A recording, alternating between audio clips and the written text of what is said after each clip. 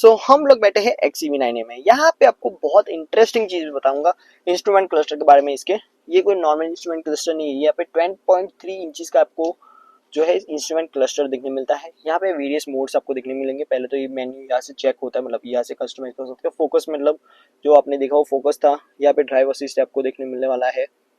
फिर आपको यहाँ पे ड्राइव असिस्ट में जो है बहुत सी चीज़ें देखने मिलेंगी, मतलब एडास रिलेटेड जितनी भी चीज़ें वो। यहाँ पे फुल व्यू आप नेविगेशन ले सकते हो, कुछ इस तरीके से नेविगेशन आपका जो चलने वाला है। फिर ये आपके इनबिल्ट नेविगेशन ऑब्वियसली चलेगा, और Android auto Apple CarPlay connect करोगे तो वो भी आपको यहाँ पे बता देगा, मतलब इंडिकेशन बताएगा।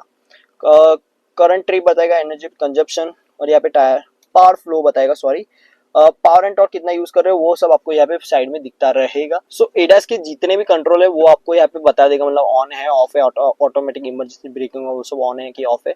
यहाँ पे आपको जो है लेवल 1 रीजनरेशन है, 2 है, 3 है, 1 पैडल ड्राइव है, 0% पावर अभी यूज हो रही है ऑब्वियसली। इलेक्ट्रिक पार्किंग ब्रेक बता देगा, यहाँ पे स्पीड रीजनरेशन का लेवल वगैरह चेंज करते हो, ब्लाइंड स्पॉट देते हो तो वो भी आपको यहाँ पे फीड बता देगा कुछ इस तरीके से।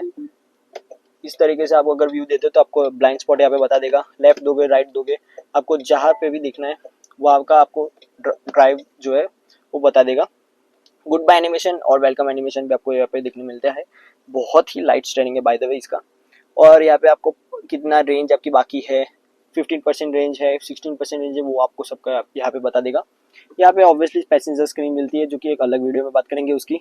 बट आपको इतना कुछ कस्टमाइजेशन देखने मिलने वाला है XCV9A में।